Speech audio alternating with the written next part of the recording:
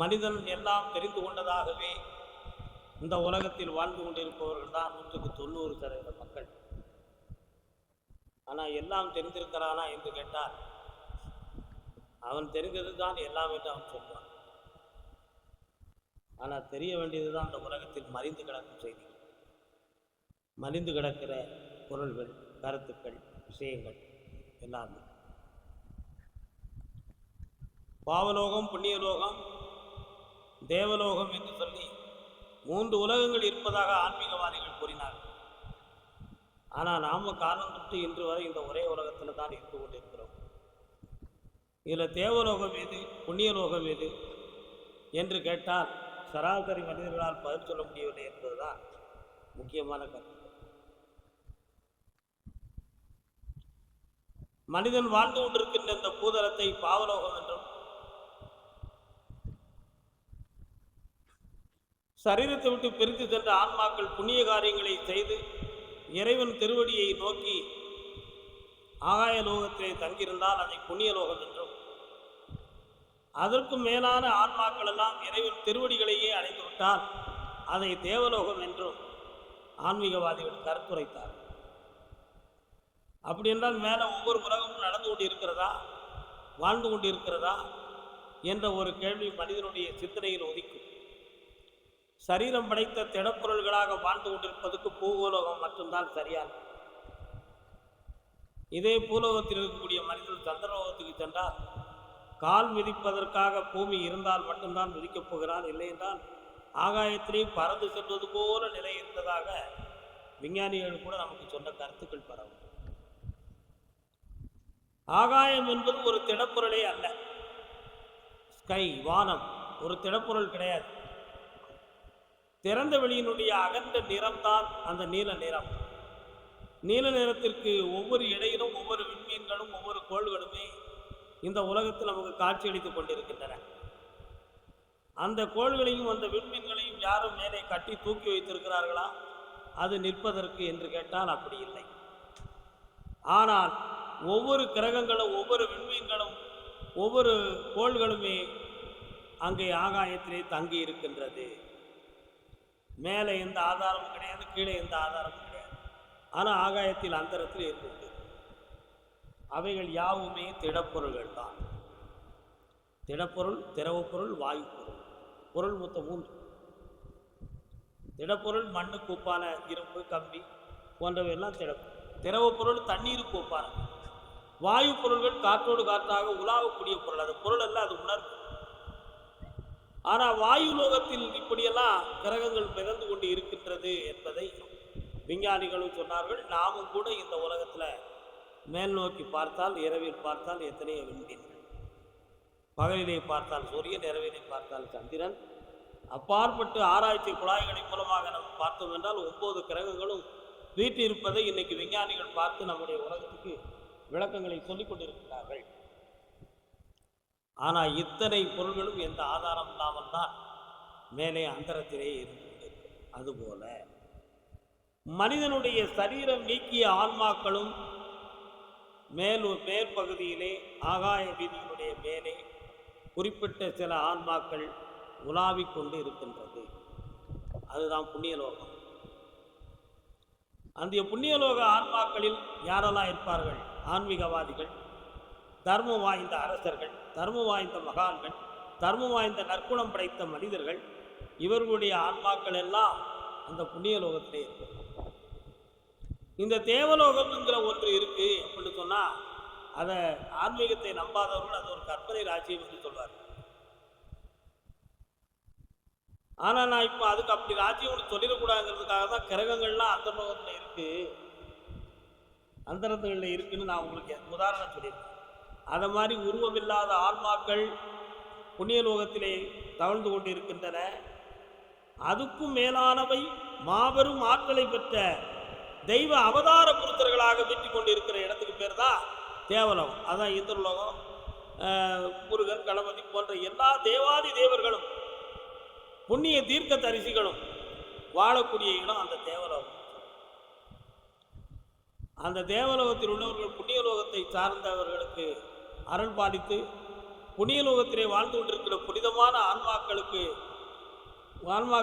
கீழே வாழுகின்ற பாவலோகத்தில் வாழுகின்ற இந்த பூலோக மக்களுக்கு கருணை புரிந்து வாழக்கூடிய இந்த உலகம்தான் நற்பலன்களை அடைந்து இந்த புலகத்தில் மனிதன் வாழ்ந்துட்டு இருக்கான்.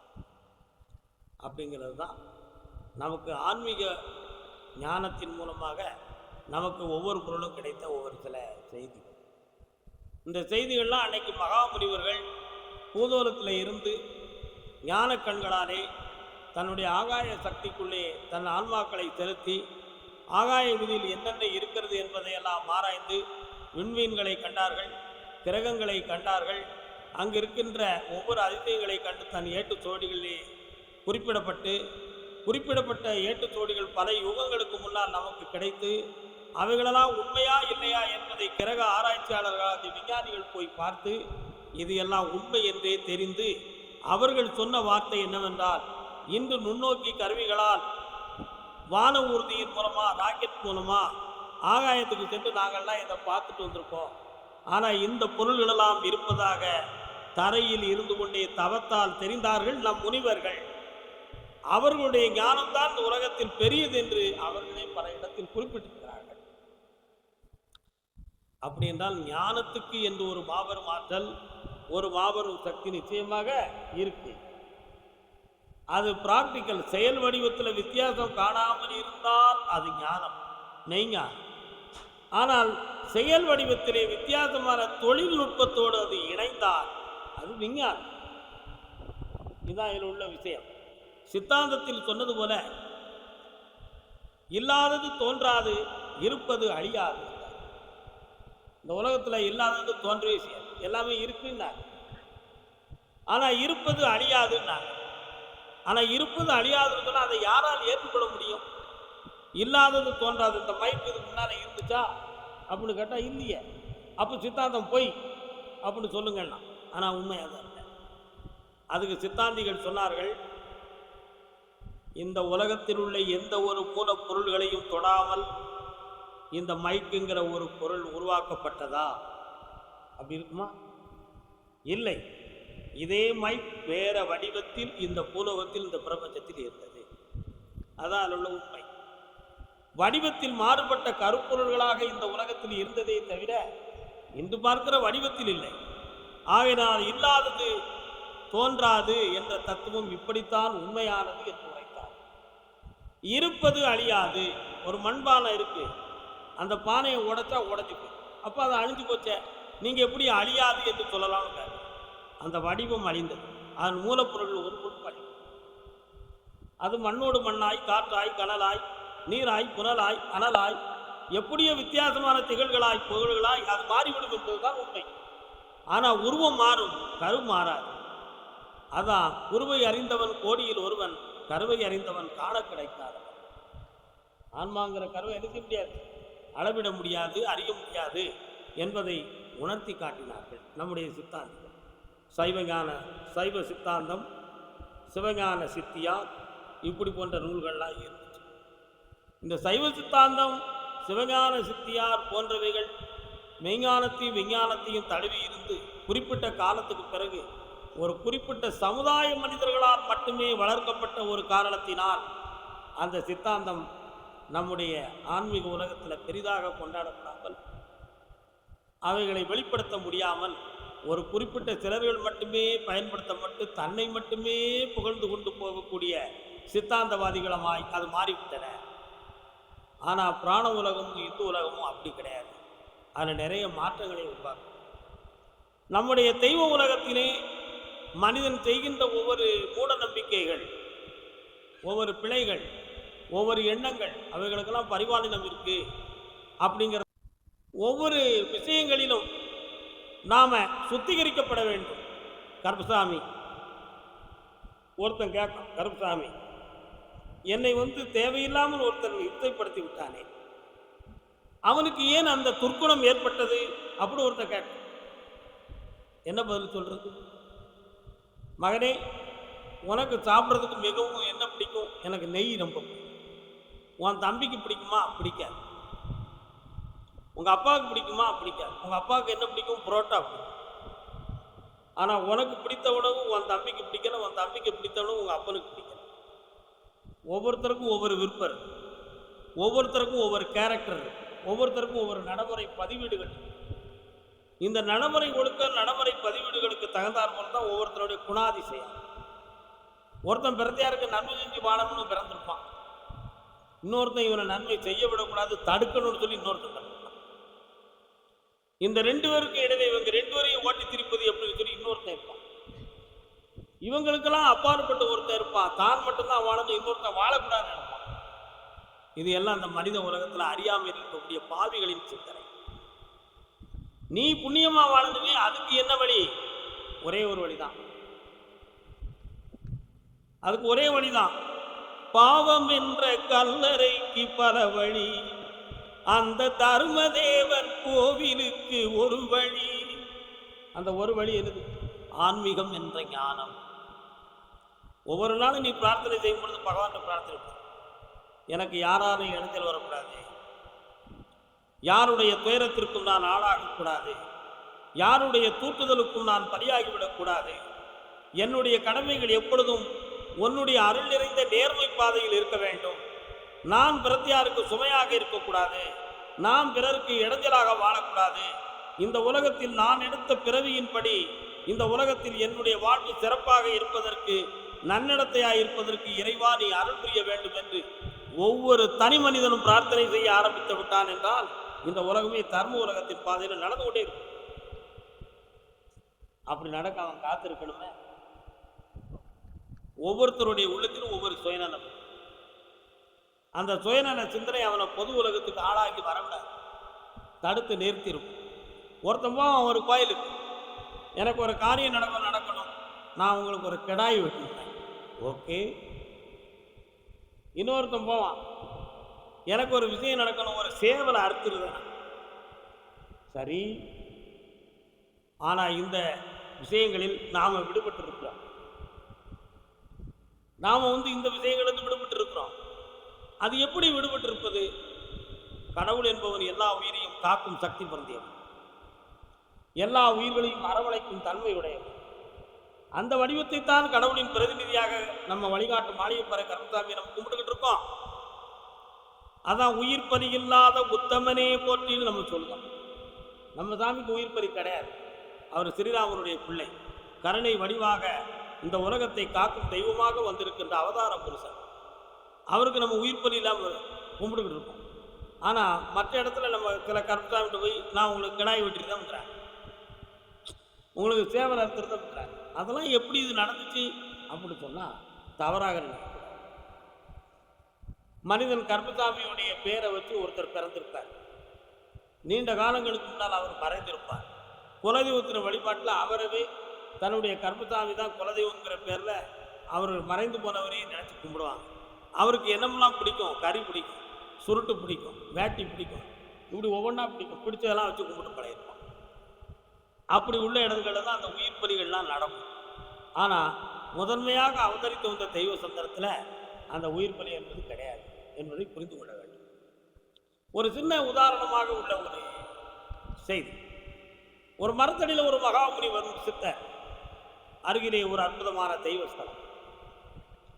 நாடு முழுக்க பஞ்சம் விளைத்து விட்டன, பசுமை குறைந்து விட்டன, ஈரமே இல்லாத இரக்கமற்ற அரக்கரின் உள்ளத்தை போல் மண்ணெல்லாம் வறண்டு விட்டது, மண்ணெல்லாம் வறண்டு விட்டது, சிறு புற்கள் கூட தலைக்க வழியில்லாமல் ஆகிவிட்டது, பசுமையாக தெளித்து வளர்த்திருந்த மரமெல்லாம் பட்டு போய் ஓரிரண்டு இலைகள் மட்டுமே பசுமையிட்டு இருப்பதாக தளிர்விட்டு நின்றன.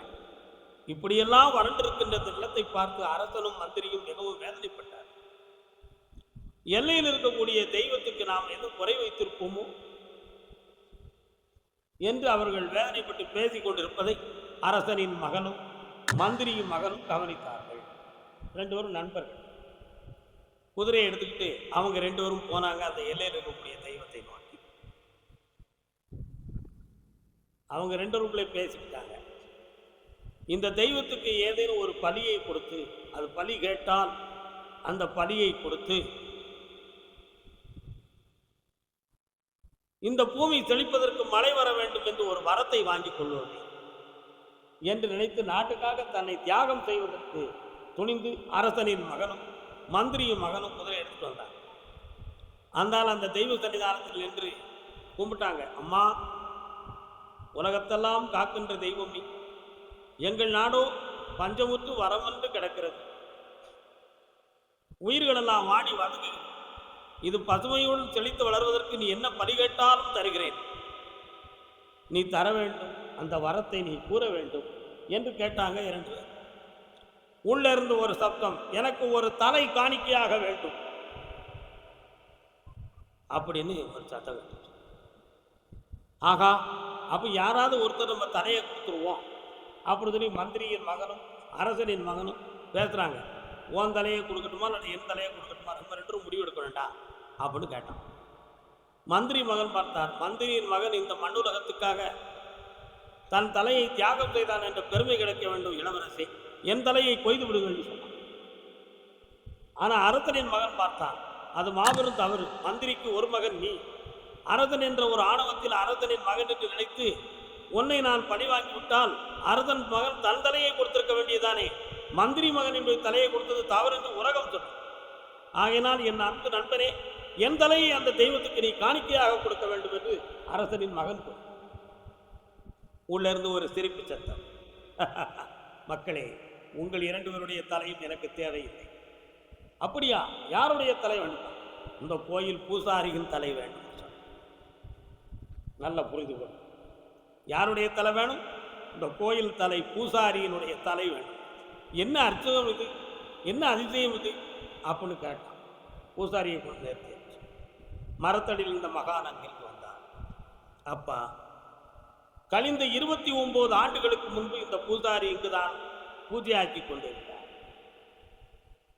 அப்பொழுது ஒருவன் வந்து எங்களுடைய குறைகளை தீர்க்க வேண்டும், அதற்கு ஏதேனும் பரிகாரம் சொல்லுங்கள் சுவாமி என்று கேட்டார். இந்த பூசாரி கூறினான், 2 ஆட்டுக்குட்டிகளை கொண்டு வந்து தலையை வெட்டி நீ காணிக்கையாக செலுத்திவிட்டால் உன்னுடைய பரிகாரம் தீர்ந்துவிடும் என்று சொன்னான். அப்பொழுது 2 ஆடுகளை கொண்டு வந்து தலை வெட்டப்பட்டது. அந்த 2 ஆடுகளும் ஒன்று அரசனின் மகனாகவும் ஒன்று மந்திரியின் மகனாக மறுபிறவி எடுத்து வந்தது. இப்பொழுது பழிக்கு பழி வாங்குவதற்காக பூசாரி தலையே காணிக்கையானது என்று கூறியது. கொடுப்பானா பூசாரி? ஐ ஆம் வெரி சாரி. பூசாரி, ஐ ஆம் வெரி சாரி. இப்போ புரியுதா? தெய்வமா கேட்டுச்சு உங்களுக்கு ஆட்டுக்கறிய. நீ சாப்பிடணும்னா கடையில் போய் வாங்கி சாப்பிட வேண்டியதானையா, சந்தோஷமா. மனிதன் சாப்பிடணும் ஆசை, ஓகே. நீ என்னத்தை உனக்கு பதிச்சது தெரிக்கும் என்றால் நீ என்ன வேணாலும் சாப்பிடு. சட்டத்துக்கு உட்பட்ட பொருள்களை வாங்கி சாப்பிடு. சட்டத்துக்கு உட்பட்ட பொருள்னு நீங்கள் எல்லாம் புரிஞ்சுப்பீங்க. பேப்பரில் பார்த்துருப்பீங்க, டிவியில் பார்த்துருப்பீங்க. கண்டதெல்லாம் தின்னுட்டு ஒவ்வொருத்தன் உள்ள போய் கிடக்கான் தெரியுங்களா? அப்படிலாம் எதையும் திட்டக்கூடாது. சட்டத்துக்கு உட்பட்ட கறியை சமைத்து நீ சாப்பிடு. அதை கடவுளின் பெயரால் நீ பழி வாங்கி சாப்பிடுகிறியே, அந்த ஒரு விஷயம் தான் தப்பு. ஏன்? கடவுள் எல்லா உயிர்களுக்கும் தாயும் தந்தையும் ஆனவன். அவன் ஒரு பிள்ளையை அடித்து கறி சாப்பிட நினைச்சாமல் அவன் கடவுளே கிடையாது. உண்மையா ஒத்துக்கிடுறீங்களா? கிடையாது. அதனால கடவுளின் அவதாரமாக இருக்கக்கூடிய இடத்தில் உயிர் பலிகள் இல்லை. குலதெய்வ வழிபாடுகள், மரபு பணி, முன்னோர்களை வணங்கக்கூடியவர்களுக்கு உயிர் பலி உண்டு. ஏன்னா அது வந்து தன்னுடைய முன்னோர்களுடைய வழிபாடு தானே தவிர அது கடவுள் வழிபாடு அல்ல. அதனால கடவுள் என்று நினைத்து வழிபடக்கூடிய ஒரு ஸ்தலத்துல என்ன செய்யக்கூடாது? உயிர் பலி. நம்முடைய முன்னோர்கள் என்று நினைத்து குலதெய்வமாக வணங்கக்கூடிய இடத்துல அவரவர் இஷ்டப்படி என்னத்தை வேணாலும் வச்சு சாப்பிடலாம். அதுக்கு யாரும் தடை கிடையாது. அதுக்கு விளக்கம் நான் சொல்ல வேண்டிய அவசியமும் கிடையாது. ஏன்னா அது மக்களுடைய சுதந்திரத்தை நான் தட்டி பறிக்கிறது மாதிரி ஒரு விஷயத்தை கொண்டு போய்விடும். அது எனக்கு தேவையில்லை. ஆனால் ஆன்மீக உலகத்தை நாடி வரக்கூடியவர்கள் பிற உயிர் நல்லா இருக்க வேண்டும் என்ற கருணை உள்ள வேண்டும், எல்லோரும் பலனோடு வாழ வேண்டும் என்ற பரந்த மனப்பான்மை வேண்டும், இன்னொருடைய மன எரிச்சலில் தான் கூதக்காய கூடாது என்ற உணர்வுகள் இருக்க வேண்டும், அடுத்தவனை துயரப்படுத்தி பார்க்கின்றதில் தான் துணை கொள்ள வேண்டும் என்ற ஆதங்கமற்ற தர்மம் மிகுந்த நிலை வேண்டும். இப்படி பரந்த மனப்பான்மையோடு உலகத்தில் இறைவனை வெளிப்பட்டால் ஆண்டவன் நம் இதயத்துக்குள்ளே குடியிருக்கலாம் என்பது பொருளா. அதைத்தான் மாசில்லாத மனமே ஈசன் கோயிலிருந்து உரைத்தோம். அதனால் மாசற்ற மனதாய் பேசற்கரிய தெய்வமாய் ஈசனை நம் இதயத்துள் என்றும் வைத்து என்னாலும் தூய நிலைகளோடு வாழ்வோம் என்று சொல்லி அருள்வாக்கை தொடங்குவோம். ஆனந்தத்தை மேற்கொள்.